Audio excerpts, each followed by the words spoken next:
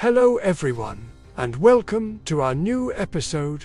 Today, we're traveling back in time to one of the most pivotal moments in ancient history. The date is October 1st, 331 BCE. On the deliberately flattened plains of Gaugamela, Darius III, the Great King of Persia, awaits his nemesis, Alexander the Great.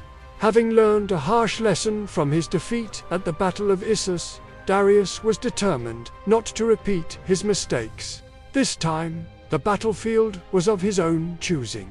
He had amassed an even larger, more diverse army and meticulously prepared the ground. His strategy was built on three pillars: overwhelming numbers, the terrifying power of his scythed chariots, and the sheer might of his cavalry wings, all designed to envelop and utterly crush the much smaller Macedonian force. For Darius, this was it. This was the ultimate gamble to save his vast empire from the relentless Macedonian conqueror. The Battle of Gaugamela was more than just a clash of armies. It was the decisive confrontation for control of the entire Achaemenid Persian Empire. After being outmaneuvered at Issus, where the narrow terrain had neutralized his numerical advantage, Darius was obsessed with fighting on his own terms. He selected a vast, open plain near the village of Gaugamela, in what is now modern-day northern Iraq. He even commanded his engineers to level the ground, clearing it of any bushes or obstacles that might hinder his chariots or impede the sweeping maneuvers of his cavalry. The army Darius assembled was a colossal force, a true melting pot of his sprawling empire. While ancient historians, known for their dramatic flair, sometimes claimed he had 1,000,000 men, modern scholars estimate a more realistic, but still staggering, force of 100,000 to 250,000 soldiers. This still dwarfed Alexander's army, which consisted of around 40,000 infantry and 7,000 cavalry. Darius's deployment was a masterclass in maximizing strength. He placed himself at the very heart of his line, in his magnificent war chariot, surrounded by his most elite troops, the Royal Guard cavalry, composed of his kinsmen and the legendary Persian infantry known as the Apple Bearers. Who were the Apple Bearers? Elite infantry unit. The Apple Bearers were a prestigious corps within the Achaemenid military, distinct from the more famous Immortals. They were closely associated with the Great King and often served as his personal bodyguards. Golden apple-tipped spears. Their name comes from the decorative golden apples affixed to the butt ends of their spears, a mark of status and ceremonial elegance, rather than battlefield utility. Led by the Chiliarch, this unit was commanded by the Chiliarch Greek, for commander of 1,000, a powerful figure in Persian court politics. In Old Persian, this role was called Hazarapates, and it often rivaled the king in influence. Surrounding this royal center were his top-notch foot soldiers, thousands of Greek hoplites ready for action. These heavily armored professionals were highly valued for their discipline and were tasked with a crucial job, holding the line against Alexander's fearsome phalanx. But the most visually terrifying feature of Darius's front line was the deployment of around 200 scythed chariots. Imagine these war machines, fast, two-wheeled chariots with sharp, wicked-looking blades extending from their axles. Their purpose was pure shock and awe, to charge headlong into the Macedonian phalanx, shatter its tight formation, and create chaos and panic that the Persian infantry could then exploit. Behind them, Darius even had about 15 Indian war elephants, though, as it turned out, they played almost no role in the battle itself.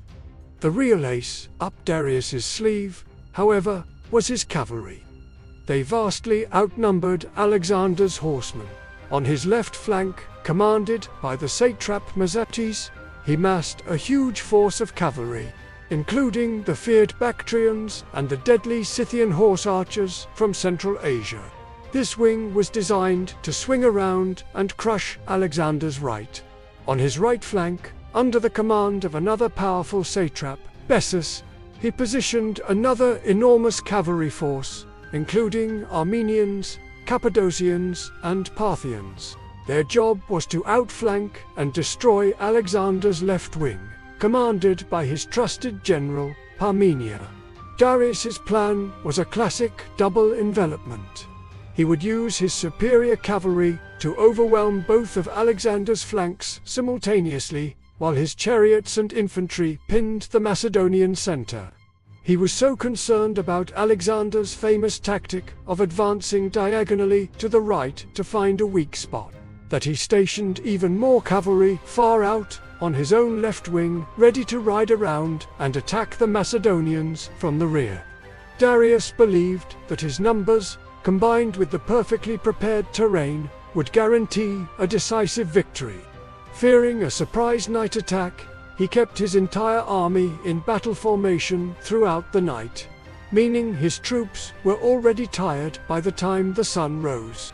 Alexander, on the other hand, let his men get a full night's rest. As dawn broke, he surveyed the Persian host and arranged his much smaller army with tactical genius. He knew he couldn't match Darius's long battle line head-on. So, he devised a complex and innovative formation to counter the Persian plan. He would personally command the right wing, his main strike force, which included the elite companion cavalry. The unbreakable Macedonian phalanx formed the center. The critical left wing, which would face the toughest cavalry assault, was entrusted to the veteran general Parmenion. Recognizing the grave danger of being surrounded, Alexander did something brilliant. He arranged his flanks at an angle, slanting backwards. More importantly, he created a second line of troops, hidden behind both wings. These were flank guards, ready to turn outwards and fight off any Persian cavalry that managed to get around his main line. This created a defense in depth, a flexible box that could react to threats from any direction. He also gave his light infantry specific orders on how to handle the scythed chariots. Open up your ranks, let them pass through, and then attack the horses and drivers with javelins from the sides. The stage was set. The Persian plan was a massive frontal assault combined with a double envelopment, relying on sheer numbers and shock tactics. Darius, standing in his chariot, surrounded by his immense army on the plains he had so carefully chosen, felt confident that this time he would finally crush the audacious Macedonian invader. As the sun rose over Gaugamela, the fate of an empire hung in the balance.